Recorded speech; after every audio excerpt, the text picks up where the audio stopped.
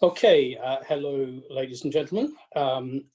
We are here for the seventh and final session in our UniFrance series, New Realities for Film. What we tried to do during this series is to look at a broad horizon of industrial trends during this crisis. We've looked at sales and distribution. We've looked at production and export. We've looked at policy and public institutions. We've looked at VOD and cinemas. It's been 7 long weeks.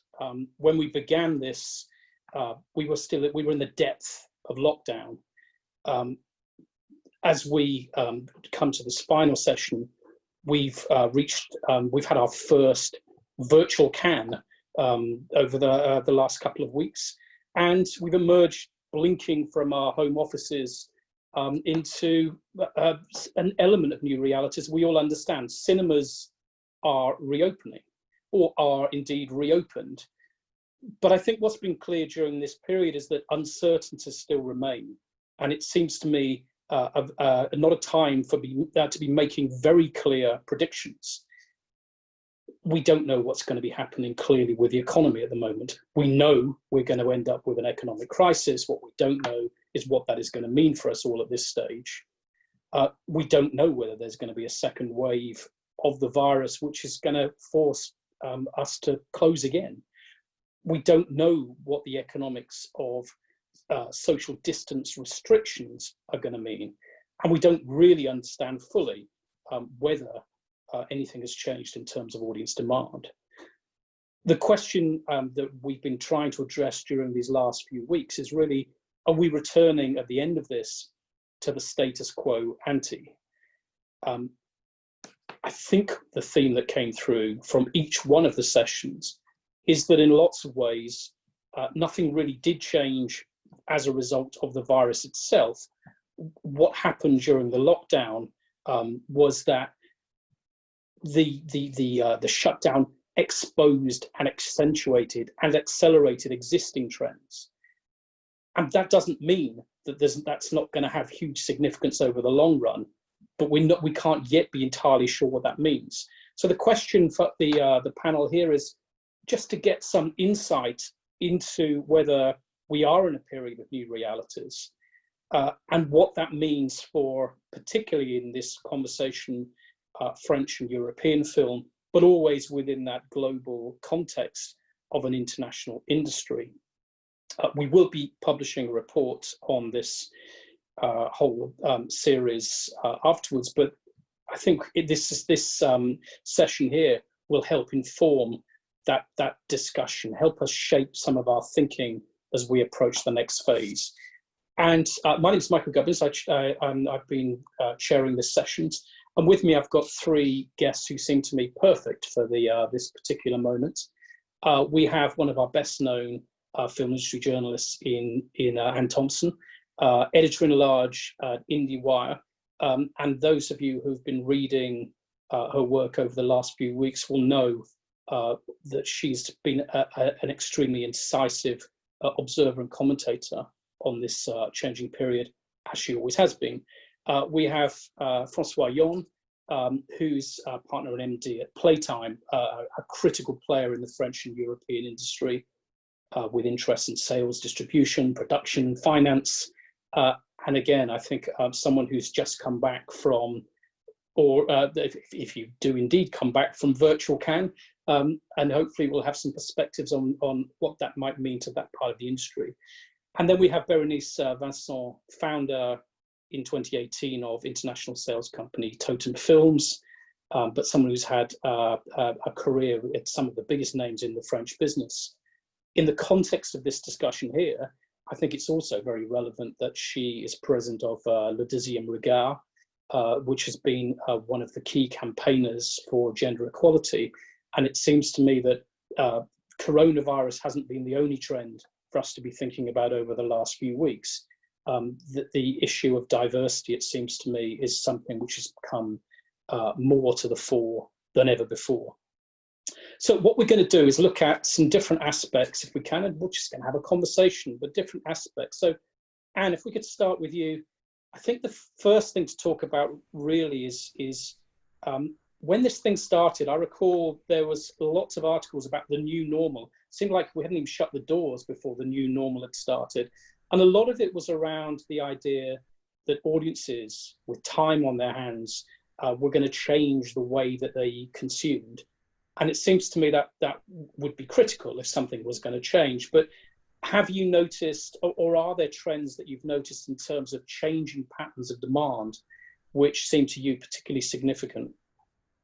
Well, over on the Hollywood side, Universal has done very well with the premium VOD idea. They were very hot to experiment in that space, and they did well with Trolls World Tour and King of Staten Island and so on, and they're going to continue to pursue that. And I think it's about the distributors finally having a relationship with the moviegoer, a direct relationship, and being able to market to them and communicate with them and collect their data directly. And that whole question of the theaters and the studios being at odds with each other is continuing. It has not gotten better. It's gotten worse. And the idea of being able to share data and pursue some kind of common interest is not what's going on. If anything, it's the distance between these two groups has gotten much worse over on the American side. It is different in other countries. I understand that there's a lot more enlightenment in this regard in Europe, and a lot more support for the arts in Europe. So we're looking pretty bleak on the theatrical side of the thing in the US. So the studios are all heading for streaming. Netflix is king. There's no denying the deep pockets of the streamers and the blessings that they have been able to reap during this period. That's basically it. That you raise a really important point that I think were raised particularly strongly here by the public institutions, which is knowledge. You know, we talk about a knowledge economy, but we haven't really been a knowledge economy. And if we're going to have those relationships with audiences that perhaps can take advantage of some of those changing trends during coronavirus, then we've got to get much better at data. Would that be your view too? And what do we do about that?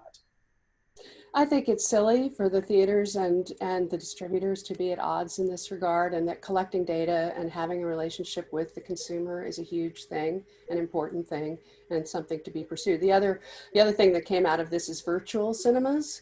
And that's a whole other area too, where there have been some disputes about who owns the data and who gets to use the data as distributors work with theaters to put movies up on a virtual platform in conjunction with the theaters. And that has a lot of promise for the future, but they're going to have to iron out a lot of these issues. And it is transparency. I mean, if we are going to live in a world, and I think this is what you're suggesting, where that relationship through online distribution, in particular between distributors and audiences, is going to be stronger. Is transparency a fundamental issue for us now? Because VOD just isn't transparent. We don't get our box office guy, Tom Brueggemann, who's very good, goes to great lengths to try to parse all the, what's doing well on iTunes and what's doing well on Netflix with the top 10, and all what's doing well on Spectrum cable. Yeah, it's a different world, and there is no transparency, and Netflix is certainly not transparent about what how well their stuff is doing, and I don't think they're going to be. I don't think that's going to change, unfortunately. No, and it becomes very difficult to form a strategy for a new reality on the basis of guesswork, and at the moment it still seems to me there's a large amount of guesswork there in terms of how strong online viewing actually is.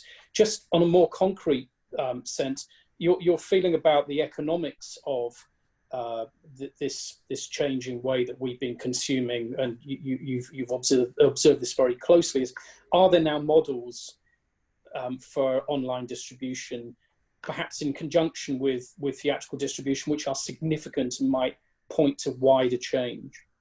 I think what might happen, and I'm talking mostly about art house cinemas now, this is not about the big theater chains. What might happen is that you would have a kind of a three-tiered model where you would start out with a first run theatrical film. You might have day and date, and then you would have, then you would move, if you didn't start with day and date, then you would move into a simultaneous theatrical and VOD. And then you would have a third where you would move into a virtual cinema when you weren't playing. That the virtual cinema would become the second tier of theatrical, if that makes any sense. I'm not sure I'm being entirely clear. It's not set yet. This is not a model that exists. It's a model that is evolving and being discussed. So at the moment, you know, we're still at a speculative stage where we know that the captive audience during the lockdown did shift to watching more films online. But at the moment, it's purely speculative whether that can turn into something that feels like a wholly formed economic model. There's a lot of experimentation, I think you were saying, still to come.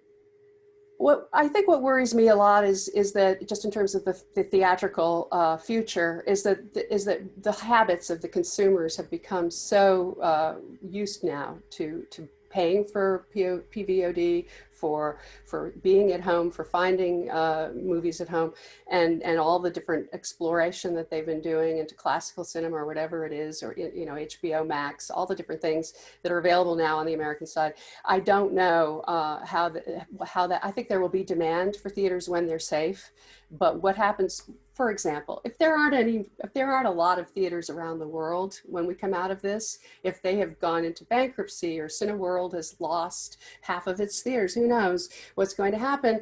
You could have fewer theaters on a global scale, and how would you support a $200 million release in all those theaters? And that's the kind of thing that could change radically. If the studios don't see what the return is going to be on their investment, will they make the investment? Yeah, okay, so that economic change that still we're not clear about could have repercussions going forward. Okay, thank you, Anne, for the initial. My pleasure. Bérénice, if we could come to you. You know, we're hearing there. You know, clearly you've had to adapt. Maybe you could just start by giving us a sense of how you have been adapting and did adapt to the over the last few months of lockdown. Mm-hmm.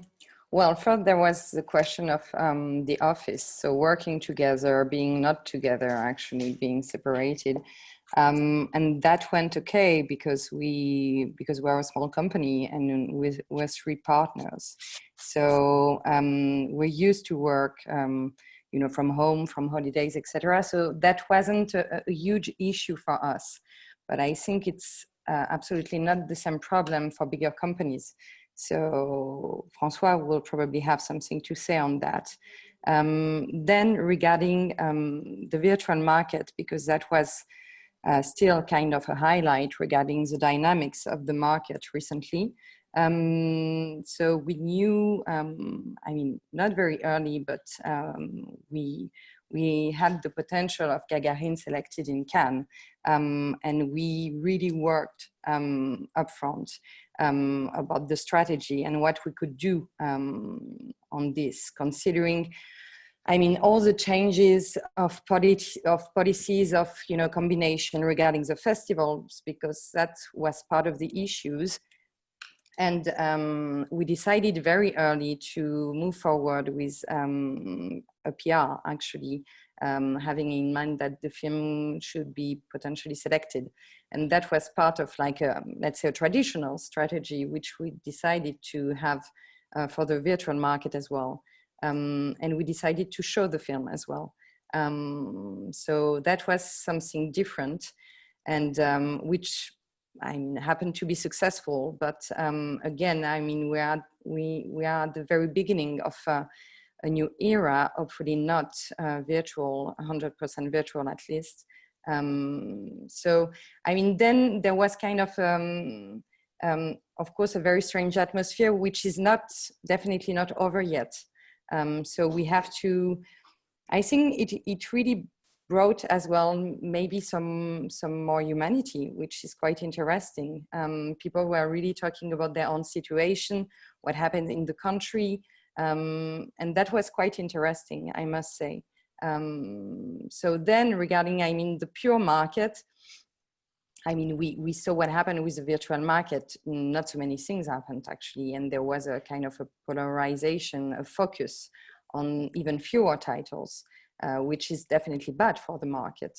But then regarding the pure organization, I would say that it has been really more difficult from, I mean, friends than we have and so on for bigger companies. I mean, smaller ones are definitely in a very complicated situation as well, but for different reasons and not regarding an overall dynamics of the people working there actually.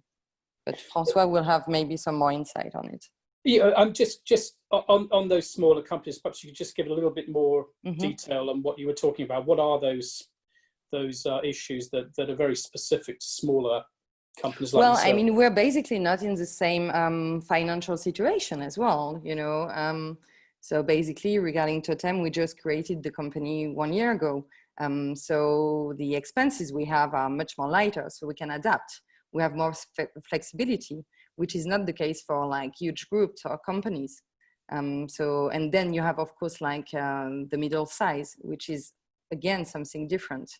But regarding smaller companies only, I mean, we have a very particular situation because we only have one employee and the rest of us are 3 partners. So it keeps the same spirit in a way. I mean, we just started and we were definitely very involved those last 3 months on different level, of course. So for a smaller company like yourselves, you were able to be agile and fast, quicker in your responses, faster in adapting to what you're doing. And obviously you have less of that big workforce and the big infrastructure to worry about. Does that knock on? Are there some advantages which are going to come after the coronavirus? Because I see the advantages during the lockdown. Are there anything that you learned that perhaps allow you to keep those advantages going into a new era? Honestly, I mean, it would be very pretentious to have this answer. I mean, I don't know. We'll see what happens, basically. But I think that what we went through was something very heavy psychologically. And this is definitely different when you're working for yourself and when you're working for others. And it also depends on the attitude of the others you're working for. So, and that is something psychological, political as well. So it's, it's a different point of view. And we must be very careful with that. I met with many people who are actually just, learn some stuff about what they want to do with their lives. So this is something important, and that happened a lot recently. I have the feeling, at least. Yeah, turns out we're all human beings in the film industry, which is exactly a surprise to some people. But that is important. Obviously, you're talking from a positive way. There's obviously other small companies that perhaps had a lot of investment in a production that was held up, and that those serious financial effects can also have a knock-on. In terms of the market, the virtual market, I'm trying to get a sense. Is your belief and hope that we can slowly or quickly return to the status quo as far as festivals and markets are concerned? Is what you expect and want? Yes, for sure. I mean, I think we should be crazy wanting a virtual, world and market and so on. I mean, we had a wonderful buzz on Gagarine. And it would probably have been bigger on the Croisette, hopefully. I mean, nothing can replace the buzz of La Croisette or the Lido or Potsdamer Platz. So, of course, we wish to have that. And but things will definitely, I mean, I personally think that the festival constellation will definitely change. The local festival constellation will change. I mean, for financial reasons, for the part of the organization, of course, regarding, the travels and so on. And maybe there will be something, basically having more and more a merger between the festival rights, which are non-commercial rights, with the VOD rights, having kind of, you know, potentially a physical premiere day and date with like VOD rights coming on. I mean, we had this experience with Sydney, for example, and it was quite interesting. But then this is a part of like the local festival. The Festival A launch is definitely another point, and we all need that for art house films. It is a crucial launch which we cannot replace, and the physical premiere is still super important. Also, I mean, for the team, for the film, there is something I mean we all like and love. But then we have to have in mind that the world will be changing, and see how we can organize step by step and on a case by case basis. But of course, I do not want to stay on a pure virtual market. That would be quite sad, actually. No, so in terms of those big, just check that I've got it right. In terms of those big markets like Cannes and Berlin and so on, the essential element of stars being born on the croisette, of films becoming, you know, emerging from in that kind of excited heat of a physical festival is essential to you. But maybe it's some of those other festivals around will end up incorporating more of the kind of the VOD stuff, perhaps out of the necessity of money and the realities of change travel. Okay, I think I got that. So I want to come back with you on quite a few issues there, but Francois, you two were in virtual Cannes, and as Bérénice was saying, your experience as a bigger company was may have been quite different to hers. Give me a sense of your experience first of the of this first virtual Cannes. First of all, hi everyone. I feel like I run a tiny company, so I really don't feel like I'm in the category of the big ones. Just from the crisis and the virtual Cannes, of course, I will not try to predict anything in the future. I think this crisis makes everybody humble, but I can tell you how we reacted at two levels. First, at the level of films, the lineup. How do you handle a lineup that is supposed to come to Cannes and fall festivals with the events canceled? How do you go around this? And the second thing is, how do you react at a corporate strategic level?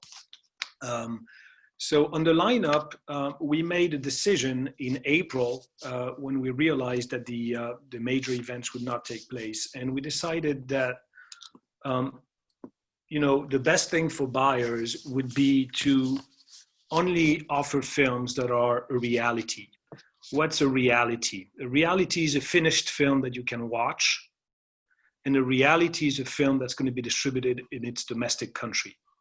Those two elements for us were the variables we use to decide to put the film or not in Cannes and in the fall festivals. We had three films concerned by this. One was the François Yong movie, which is released on Bastille Day next week. The other one is the Naomi Kawase film, which will be released in Japan on October 24th. And the last one was a French comedy called My Donkey, My Lover and I, which was also selected in Cannes, where we had a set date by Diafana on September 16th. Those three films could be offered on the market, seen and discussed. And then we added another element, which we thought would help, is try to bring buyers and tell them these films are going to be released in their domestic countries. We have marketing elements to share. That is a reality. There is a trailer, there is a poster, we have the director available. We actually did, thanks to UniFrance, a live talk and presentation of Summer of '85 by François and his actors. And those were very useful tools for us. So it's not like we had big expectations coming to this market. I think we had very low expectations, but in the end, I think that globally was better than we expected. If you look at COVID, countries that have been less hit by COVID, namely Taiwan, or Scandinavia, it's been very sound business in these countries. If you look at countries that have been very hit by COVID and that are in the right now in the pit, such as Brazil or Mexico or the US, and to a certain extent the UK, it's been tough business, and we knew it. So I think that one has to adapt, and what we learned from this crisis is that the next lockdown will probably not be a world massive lockdown. It's probably going to be localized. It's going to be moving. Melbourne just closed down, or will close down in a few hours. Then it will reappear somewhere else. And I think as well sales agents, we're capable of addressing the market when the market is sound and make sure we can have a flow of business. So that's for the lineup side. Now, from a corporate strategic point of view, of course, the COVID accelerated what we already knew. And what we knew is that it was getting tougher and tougher to get meaningful admissions theatrically for art house films worldwide. And anybody who says, that's not true, is lying. We knew that was coming, and that was accelerating with the COVID. I think in a way it's an opportunity. It's an opportunity to rethink your business ahead instead of being impacted by it. So if you look at what's a world sales agent today? Well, back in the days, it was just someone who was taking a movie like a big sausage and cutting it in small pieces and selling out to countries one by one.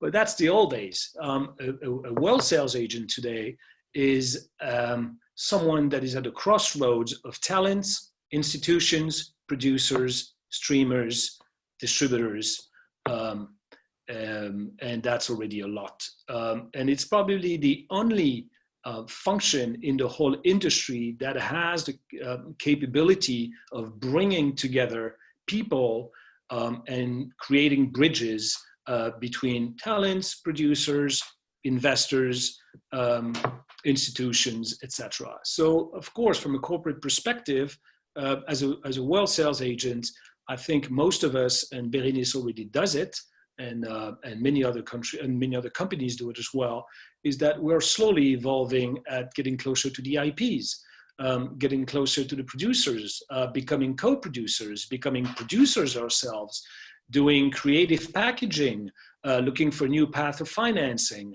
and sometimes even securing IPs. As an example, we had many years ago an Austrian art house horror film called Goodnight Mummy.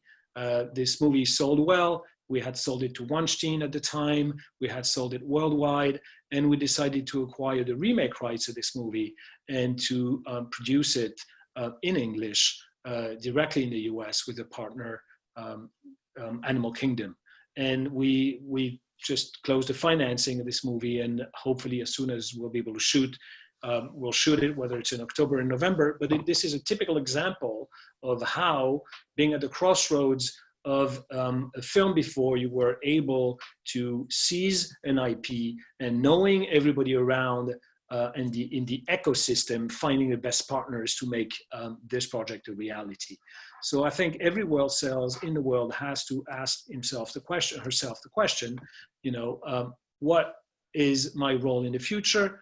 How can I make my job change and be useful? So that's what we've been working on. They are big trends. I mean, the potential for change within that, there are implications there about territoriality, about the whole notion of the way that the value chain has worked. Has this? You can see how some distributors will be looking at that kind of plan with great concern. But has anything happened over the last few months where you say it's kind of accelerated? Is it just brought it into focus for you the last few weeks where we've had more time to look? I mean, you speak to Italian distributors who cannot even pay themselves doing the work they're doing. I mean, it's not even having, thriving business. It's about surviving as an individual. So you have to be modest when you see this. I think, what is the role of a distributor? The role of a distributor is to make sure that everybody is aware that a film is going to be released. It doesn't mean it has to be in a theater. It doesn't mean, it's just a distributor is someone with great taste and great marketing capabilities. So you can, for example, I have another example of a film we sold to Germany where we decided finally to only sell the movie just for theatrical rights, so a good distributor knowing that it would do a great job, and we kept the rest of the value chain for us. The work done by the distributor was good enough to have us deal directly with Amazon in Germany after that, and in the end, the numbers we got were very similar. So if you look at it from the distributor's perspective, he had to take a much lesser risk for a work he really knows how to do. He got paid his commission for it, and he created value for the rest of the value chain. That's not a bad, that's not a bad way to go. One of the issues is that since we're selling all rights to a distributor, we're putting a lot of burden financially on him to make sure that he can recoup beyond his money, but he can also, that it needs other media to recoup. Why don't we just talk to distributors and tell them, you want to do theatrical work? Okay, let's find a way to do it in an even way, and we'll find the rest of the value ourselves. That's one path. And there are many others. There are many other examples. But as you said, most distributors I have spoken to are worried. We have now a bit more data than we had a few weeks ago. Some theaters have reopened in certain countries. If you look at France, market is still good because it's a fantastic market, but it's still half of what it was compared to the same season for the past 3 years. You look at Germany, you divide the regular admissions by 5, and this is basically what you have today. And you look at Italy, where you only have 10% of the theaters that have reopened, which is extremely worrying. So the news are not good, certainly on the theatrical side, and let's not pretend it is good, but we're finding solutions. No, I think there's something very significant in what you're saying, which is that brings together the economic fallout from this period, which may accelerate some of those trends that were already there. I think the key thing for you is we talk about an ecosystem, a lot of changing ecosystem, and it feels to me quite often it's a very narrow definition we give. It's an ecosystem is where there's VOD and there's theatrical. Well, that's fine, but your ecosystem is one in which the value chain is shortened to an extent. The producer and the audience are closer together. The involvement of the marketing and sales and what we might broadly call audience engagement begins at an earlier stage and is more focused with someone showing some leadership over the top of that. That seems to me a very big change that we were talking about before, but I think what you're arguing is that that's now been perhaps made even more clear. There are many ways to look at it. If you look at the cinema chain in terms of fabrication, from the IP all the way to getting it to the audience, IPs are still there, talents are still there, technicians are still there, producers are doing well, streamers are rich and pouring money.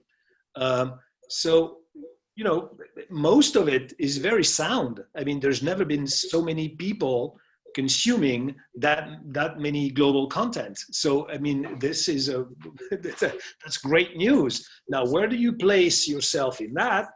Well, there is one place, which is the theatrical distribution, that's going to be in pain. You just have to accept it. But the rest of the chain is very sound. It is working. We're shooting an Ozone movie in 5 days. It's shooting. It's a reality. We're shooting we're co-producing another film, shooting 2 weeks later. That's a reality. This movie will exist. It will go into the market.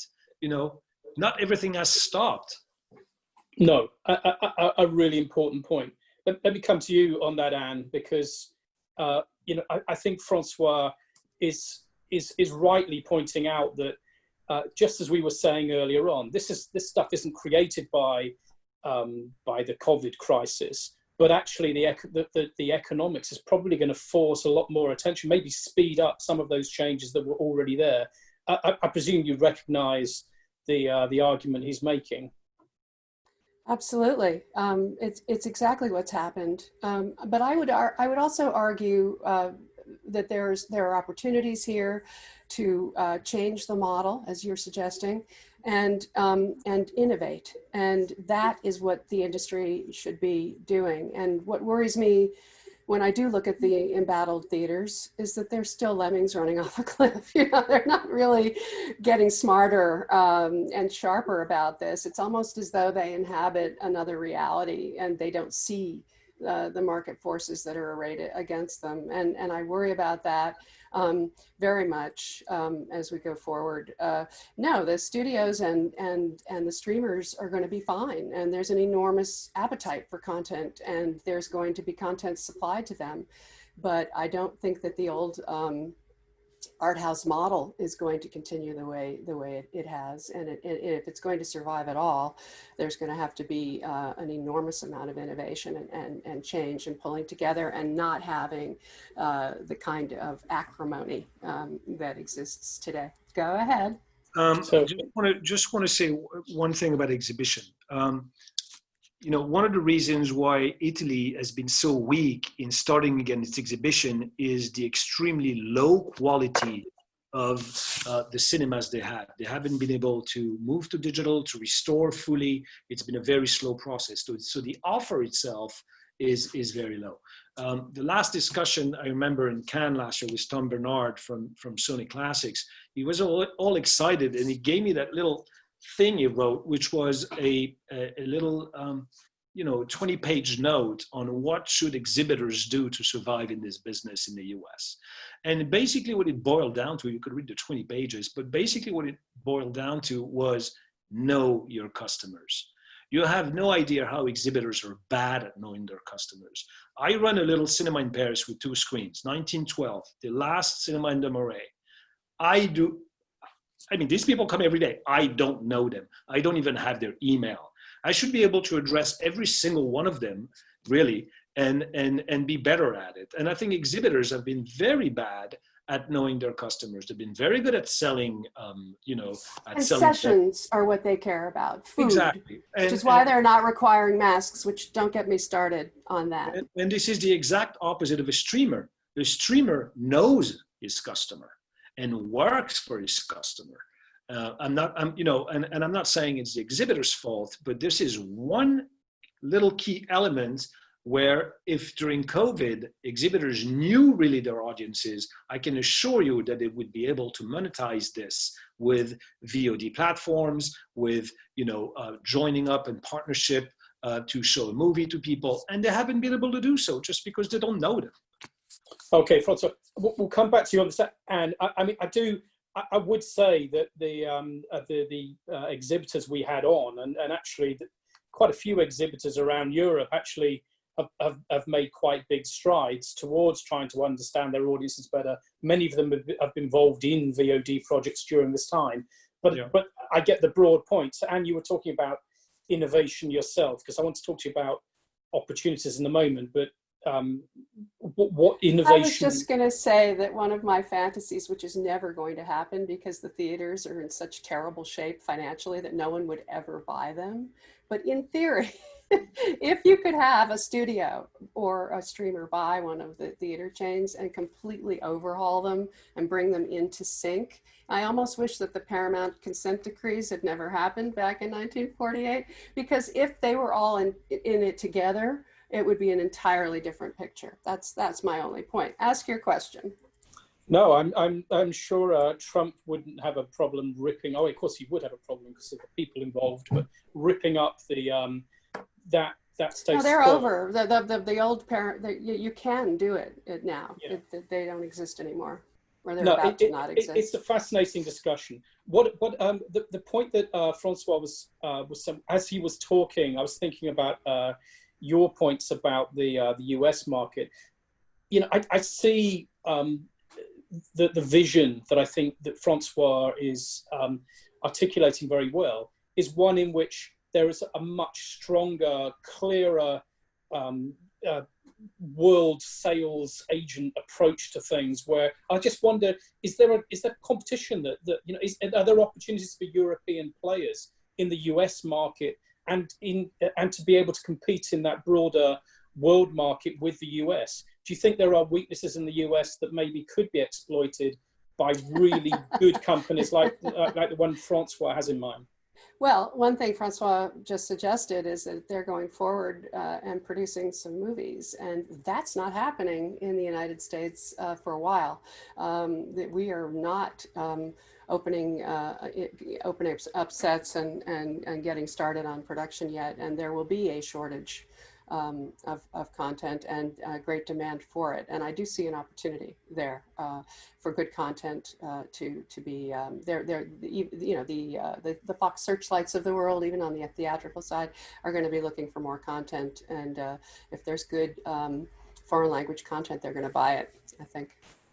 It's funny, way back in the when I was the editor of Screen International in 2004 or something, at that time, the theory and thinking was that we were going to be all about smaller niche films in those kind of markets. So every studio had that kind of niche arm, and then it all disappeared for a while. Could you see how that might turn, this reliance on these huge blockbusters might be changing?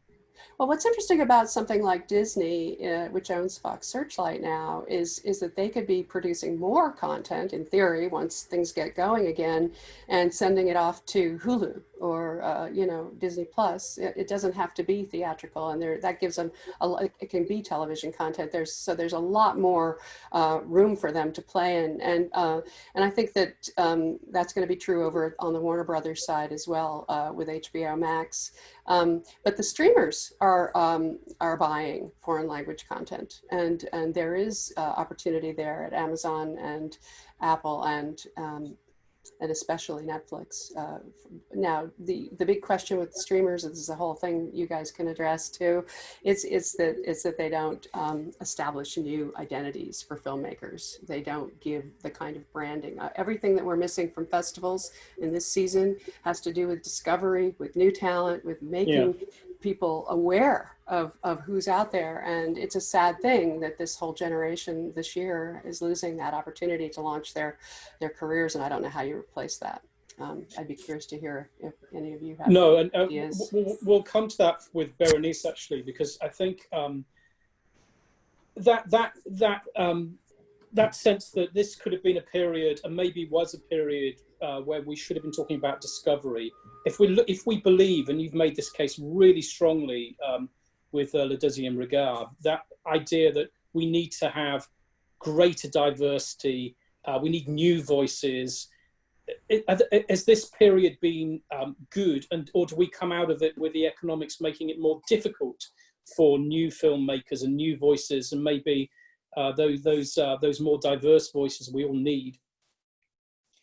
Well, I mean, let's hope that the recent demonstration for more justice and equality will definitely not be a momentum only. I mean, I really think there are some things that are moving forward, and I hope that the new generation will not accept what previous ones did. Then we must be very conscious about various backlashes that are coming always. I mean, we see recent cases politically, let's say yesterday again, that there are some topics actually which do not change and are not taking into account. Then regarding the new stories, the new gazes, it's very important. And I was asked recently about the editorial line of Totem, and the person who was asking spoke about specialized content. And I just say that basically for me, gay or woman protagonists shouldn't be considered as specialized content. So it's really a question of, stories, and at some point, there is really a state of mind that has to be changed about that. And we're far from consciousness from many people, but there are some steps that already are there. So we must be positive still. But then regarding, I mean, coming back to Netflix and also transparency, because that was the beginning of our discussion. I mean, there was an article, I think it was today or yesterday, about the creator of I May Destroy You, who basically renounced to the deal with Netflix because she wasn't interested into the royalties. And I think basically that the creators can definitely push for more transparency. And at some point, if the only people making money are the streamers and not the authors, the producers, and so on, that would be a real problem. And it is already one. So let's hope that step by step this might change. Because, I mean, for me, a good market is the transparent market, actually. And it's really a bet on the success of films. And it's impossible to have no transparency on that. And speaking again about the content, I really think that independent companies are really bringing more innovation than the big companies, for sure. It's really a question of vision of the world, and I mean, we have to face that really independent producers are bringing more, more new content and more innovation. That's for sure. And Netflix totally understood that, actually. And we'll come to policy things when we're rounding up here, because there are ways that you could be more supported to actually ensure that the world isn't entirely controlled with streamers holding all of the cards. But I'm thinking, there's a kind of wishful thinking when people talked about the new normal at the start of this, and the wishful thinking was that things were going to change radically in a progressive direction. The concern should be, and always is at times of economic crisis, that we become more conservative, that there is greater conservatism in the market. I just wondered if that's something that you fear, that actually the money is going to be following the most conservative options to try and speed ahead with easy finance, rather than supporting that kind of diverse, exciting new content that where our long-term future lies. I mean, I don't have the reply, the answer. Then I think that it will depend on the people who have the money, basically.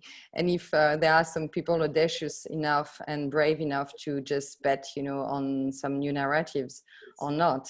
But of course, it's a fear. I mean, conservative is like definitely a great fear. Then it will depend again on the players, on the countries. But of course it's a danger, that's for sure. But then let's hope that there will be also, people who have power and money will, bet for, more innovation and daring stories. And then regarding Netflix, again, because this is something quite interesting. They really have like a very interesting editorial line regarding the question of gender, of social classes and so on, diversity, everything. And at the same time, they also have very interesting, that's not the right word, but there was recently an article about, I think it's a Polish movie, really, basically trying to show rape as something very erotic. So, they have very different types of products. And we should also be careful about that, because at some point it's, it's something that should be taken into account at some point. I think that I think you're pointing to something important too, which is that when we talk about conservatism, we're assuming that conservatism sells, and a distinction's been made by a question that's been submitted by someone in the audience, pointing out, as they always should, there's a vast difference between a $100 million movie or a Netflix giant series and a smaller, important film which is going to which perhaps we make very well in Europe. And maybe during this period, more people have had a chance to discover exciting new talents and exciting new European films. So I guess the ecosystem that I'm thinking about could be created, and maybe you're pointing to this as one in which we try to understand and take that demand for more exciting new content and build an ecosystem around that. I just don't quite know how that can be done. Maybe you do know. I wish. No, a Finnish friend is texting me saying that basically there is also the fact of Netflix having like huge debts. So coming back to transparency and money wise, I mean, at some point, yeah, we should really go towards more transparency, but that is something political as well.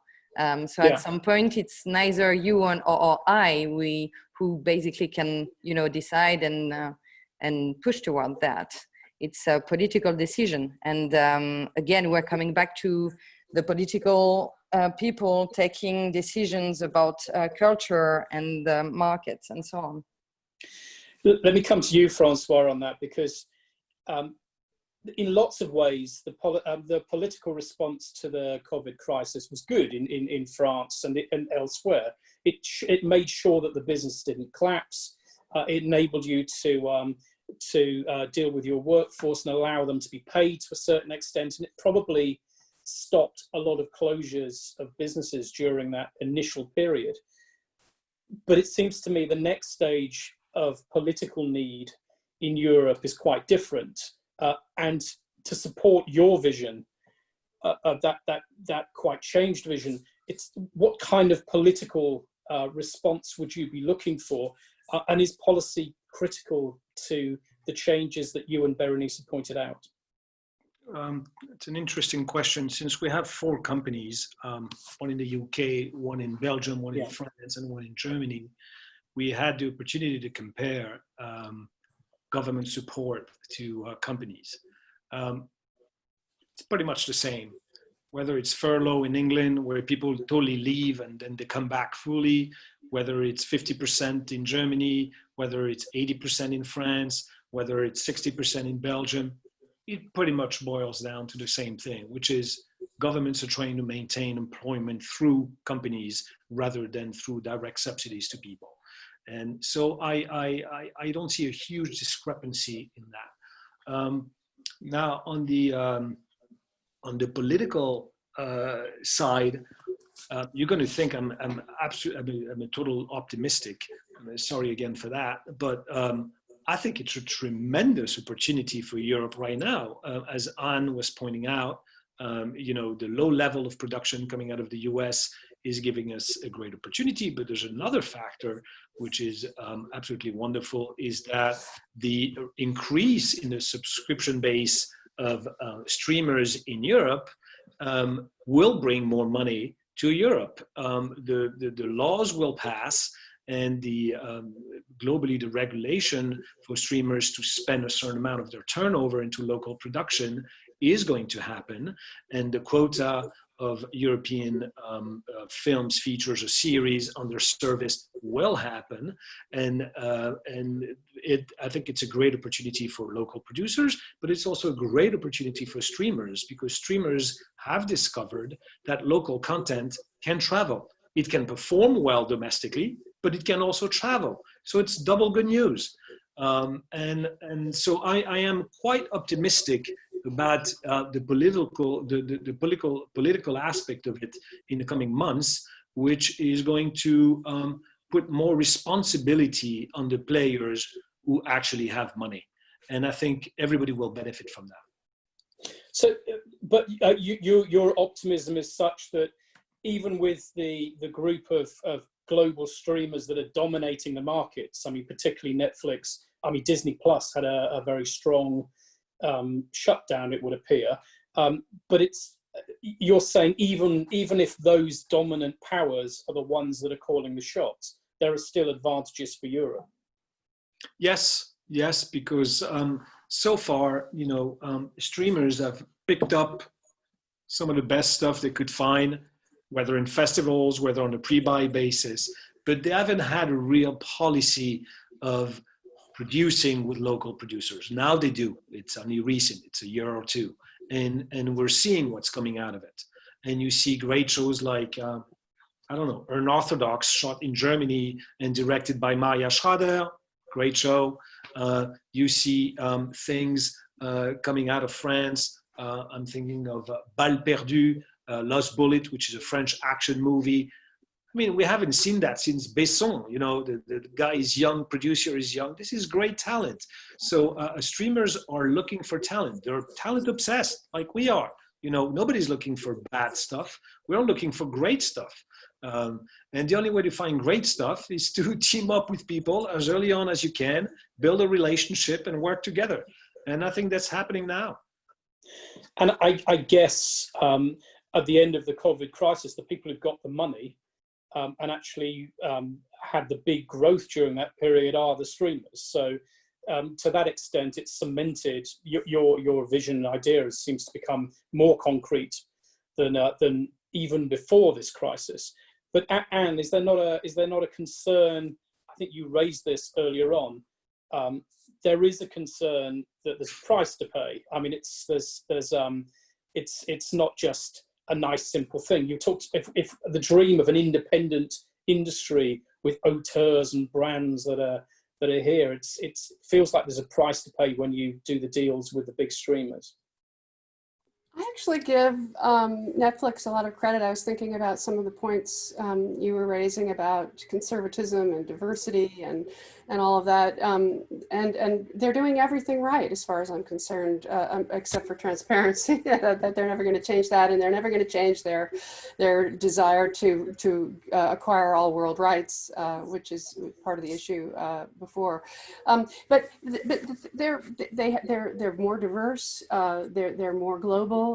They're willing to shift and change and move as demand makes it. They're not hidebound in some particular way of doing things. They're smart about looking at the data and figuring out what works. And if it means that it's global production, if it means that it's hiring more diverse executives, if it means putting more talent behind the camera or aiming at a very, very diverse niches of audiences, they do it all. And I have to give them credit for that. And they're the richest of all. They have the deepest pockets, but I would argue they're the least conservative of all the options out there. And I'm going to come to you in a moment, Bérénice, but Anne, just quickly, I mean, it's a really, really important argument, this, and it's one that's been around for a long time now. I've been sometimes said in desperation is film has not really known its audience. And the assumption, when you don't know your audience, your assumptions are quite often quite conservative yourself. You think the audience won't like this kind of thing. And it seems like the streamers, because they've got the data, they're following the money, and the money shows that audiences aren't just all about superheroes and the same old. They are looking for something new all of the time.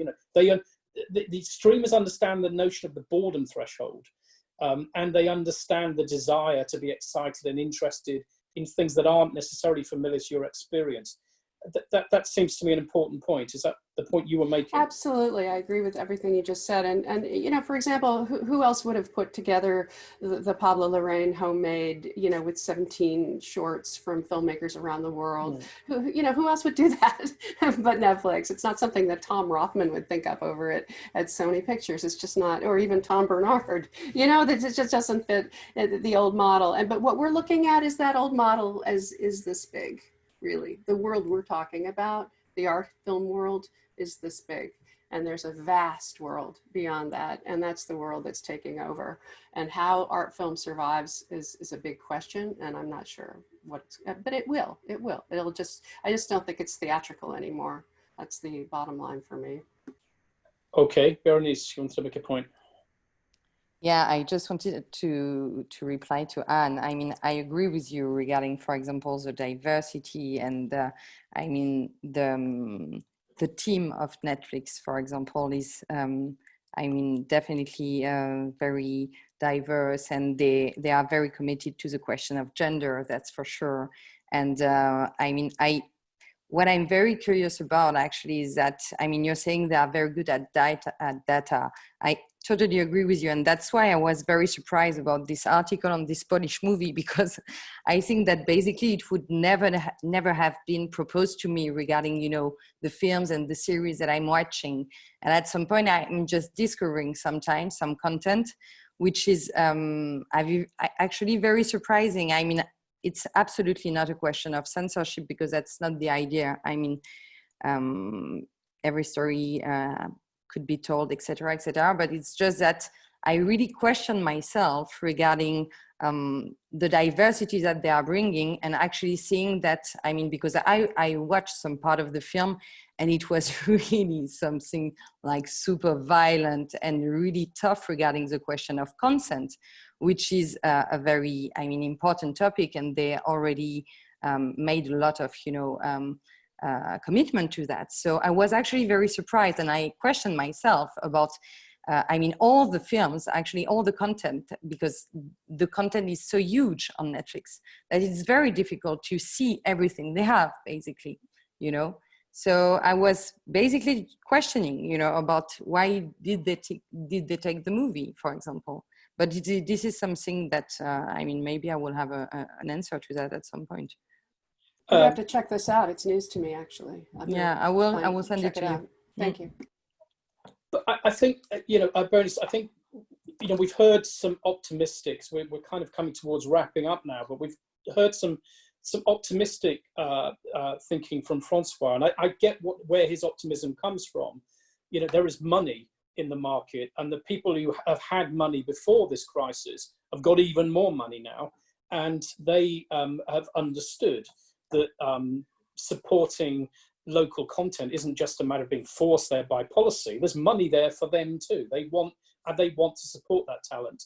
I think what Francois is pointing to optimistically is the notion that we could build an industry structure which is much more capable in Europe of taking advantages of those opportunities. And I think he made a very clear case for that. And I think that Anne's optimism, such as this, I think it's, first of all, you know, the reality of the growth of streaming is not based on force. It's based on the fact that audiences have shown an appetite for these things, and they've got the money to do these things. I feel a certain sense of optimism. I'm certainly more. I feel more. I would say more that the cinematic audience in Europe may be stronger than in terms of innovation than is being suggested. But at the same time, if there was anything in what you were saying, I think it was a very key point, which you did in a hand gesture, which is the art house world is this small and the world's this big. Well, again, the optimism is the innovation that you're calling for is about how do we take advantage? You know, how do you expand more greatly? And if there are ways of doing that, I think your suggestion is just not the way we're doing it at the moment. And again, that seems to me very, very strong. Now, from your point of view, to finish this, Bérénice, I'm looking for some optimism from you. You're speaking not to the right person. I'm not a very optimistic person, but I can try, definitely.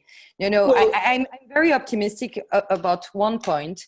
It's basically the creation, because I think we're living a very difficult moment, and I think that definitely can bring like very strong stories and new voices. And I mean that basically, I mean the world is changing a lot, and actually we have to be optimistic, because if not, I mean what should we do?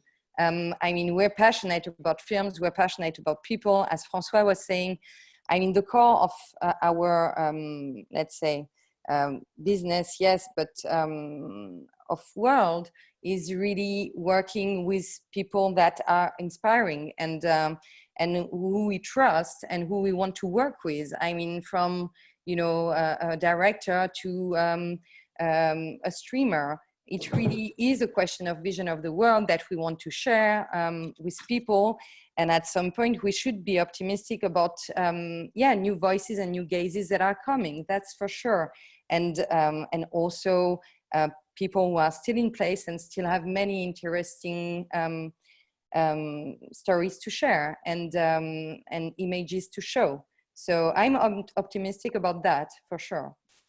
A good point was made, which I think was aimed at me actually, and rightly so, about this terms like art film seem to me in themselves problematic. I mean, it suggests a very narrow kind of view, but the world that you've pointed to, and you've made some very good cases about this over the last few years, is not only do we have is that traditional talent that's still there and it hasn't gone away, and François is still pointing to that wealth that's already there, but that new talent, we as an industry allowed half the world not to get their fair voice through. We didn't hear films made by lots of talented women making films that were excluded. Lots of voices from different minorities were simply not out there. It feels to me like there is this big untapped wealth of talent, and everything we've been talking about here is how do we engage audiences. And I think what I'm hearing from all of you is it's the innovation we need is about that audience engagement. If we believe in a more diverse film and a more exciting and engaging film, then we've got to work out ways to be smarter about how we approach and engage audiences. And that begins, I think, by understanding them. And I think that point has been made by all of you during this period. And I think it's been made throughout this session. So I kind of need to wrap up the where we are. First of all, thanks to you. I think your perspectives were just absolutely spot on. It felt like all three of you together have given a real, let's not call it optimism, Bérénice, let's call it a greater understanding of the opportunity. I think what we're saying is that opportunity doesn't just happen. It's going to be have to be actively seized. And it seems to me over the period of this session here, we are going to need to be more flexible. We're going to need to be more innovative. We're going to need public policy to be directed in ways that really more effectively deals with audiences. We're going to need to know more if we want that small area of our film to take its precedence and achieve its potential in that global market. Then we're going to have to understand much more about who those people are that are consuming, how we can reach them, how they want to be reached. And out of that, it seems to me there is a reconstruction of the industry that was already in play. And I think, François, you made that point absolutely brilliantly. These things are already under discussion, but you can't just expect these things to happen as if the new normal was going to land in our laps, that we've all come out of our little home offices and somehow this is all going to be in place. It feels to me like there is a responsibility. And I think what UniFrance have done during the series, I think, is to show that they at least have taken that responsibility in trying to understand more closely how that global market and that audience engagement is going to work going forward. Before we started, François made a very strong case for humility. And it feels to me like this is a time for listening. This is a time for us to try to understand, rather than to impose an idea through wishful thinking or through self-interest or through protectionism, to impose something on this new normal. This new normal is something we need to build collectively, we need to build collaboratively. And I think this listening process is something that I congratulate UniFrance in taking responsibility for. We'll be coming back and talking about how these things develop over years to come. But I want to thank UniFrance, I want to thank the panelists and the audience for taking part in what I think was a really useful and interesting debate. So thanks to everyone. We're going to just say goodbye from our little squares. And soon we'll be meeting, hopefully, on a rainy Croisette complaining about prices. See you all soon. Thank you. Bye. Bye-bye.